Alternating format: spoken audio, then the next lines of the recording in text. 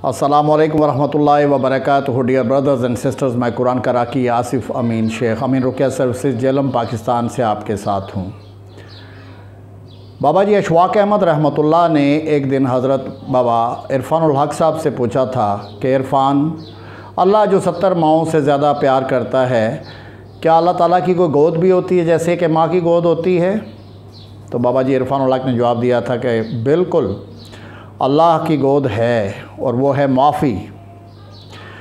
आज जो हम आपको निज़ाम सूरत रहमान का सिखाने जा रहे हैं, दम का तरीका, ये मोहलक बीमारियाँ, ला इलाज बीमारियाँ, जहाँ पे साइंस बेबस हो जाती है, जादू, साया, आसेब, काला पीला नीला किसी भी रंग का जादू हो, नज़र बद हो, आपको कोई रूहानी मसला है या जिस्मानी बीमारी ने आ घेरा है और आप उस स्टेज पे पहुँच गए हैं जहाँ से आपको अब वापसी मुमकिन नज़र नहीं आ रही, वहाँ अल्लाह तबारक ताला के ये करामाती निज़ाम जो हैं ये अपनी जगह पकड़ते हैं। ये तरीका मंसूब है सैयद मखदूम सफदर अली बुखारी रहमतुल्लाह, एक फ़कीर बाबा के निस्बत से, जिनको अल्लाह तबारक ताला ने सूरह रहमान की इस तरीक़ाकार की शिफा के साथ रोशनास कराया और उन्होंने इसे आम किया। वही फ़रीज़ा हम सर अंजाम दे रहे हैं, आपके डोर स्टेप तक शिफा का यह निज़ाम आपको समझाने की कोशिश कर रहे हैं। ऑडियो का तरीका, बहुत सारे लोग ज़हन में ये सवाल रखते हैं कि हम ख़ुद क्यों नहीं सूरह रहमान को दम कर सकते पानी।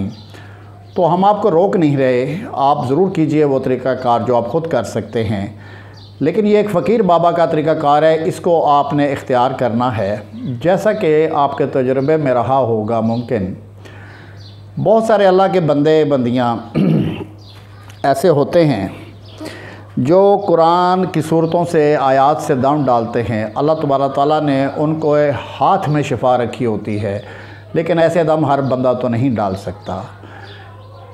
ये सिलसिला जो हम आपको सिखा रहे हैं, ये उसी तरतीब, उसी चेन की कड़ी है। बराए मेहरबानी इस कड़ी को मत तोड़िए। अगर आप ज़रूरतमंद हैं तो इस तरीके को इख्तियार कीजिए, वरना अगले किसी ज़रूरतमंद तक ये पहुंचा दीजिए। अल्लाह तबारक ताला का एक वादा है, कुरान शिफ़ा है और शिफ़ा मिन जानिब अल्लाह है। तो आए बढ़ते हैं उस तरीके की तरफ जो सूरह रहमान का हमें सिखाया गया है। ये इलाज एक ख़ासियत और भी रखता है, ये सिर्फ़ मुसलमानों के लिए नहीं बल्कि दीगर तमाम मज़ाहिब के लिए है, जहाँ अल्लाह रब्बुल आलमीन है और रसूल अल्लाह सल्लम रहमतुल लिल आलमीन है। इसमें जो तिलावत ऑडियो की इस्तेमाल होती है बग़ैर तर्जमे के, वो कारी अब्दुल बासत मिस्री की आवाज़ में है, जो कि 21 मिनट और कुछ सेकंड की है। 1 गिलास या आधा गिलास पानी हर दफ़ा आपने साथ रखना है।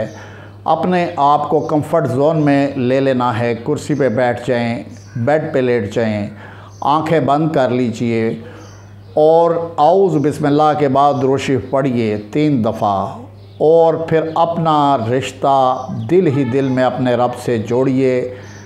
जो भी आपकी ज़ुबान है, जो भी आपका स्टाइल है, अल्लाह तबारक ताला के साथ नहायत मोहब्बत, इनकिसारी और आजिज़ी के साथ अपने आप को अल्लाह के रूबरू पेश कर दीजिए और ये ज़रूर कहिए, या अल्लाह, मैं ऐसी तमाम मखलूक़ात को, चाहे वो इंसान हैं और चाहे वो दूसरी मखलूक़ात हैं, या अल्लाह तेरी मोहब्बत में मैं उन्हें माफ़ करता हूँ। या अल्लाह तू उनसे राज़ी हो जा, या अल्लाह तू उन्हें भी माफ़ कर दे, या अल्लाह तू मुझे भी माफ़ कर दे।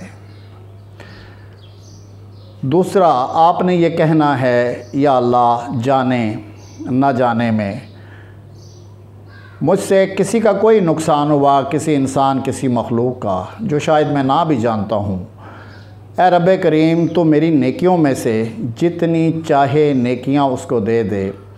या अल्लाह तो उससे राज़ी हो जा, उस पे भी फ़ज़ल कर दे, मुझ पे भी फ़ज़ल कर दे और हम सब को माफ़ कर दे।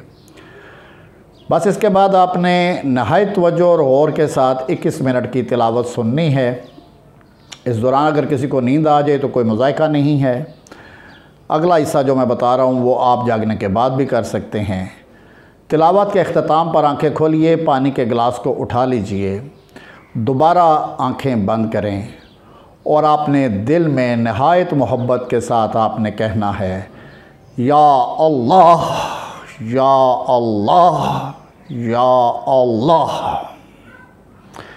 बस इतना कीजिए और उस पानी को 3 घूंट में पी लीजिए।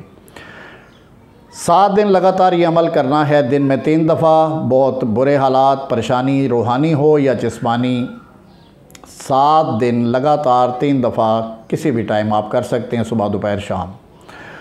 और अगर आप नॉर्मल हालात में हैं तो बेशक सुबह शाम इसको सुन सकते हैं। ये आपकी रूह को एक रूहानी फ्रेशनेस और एक तरावाहट और एक ताकत देगा। ये सूरह रहमान है, ये सूरह रहमान है।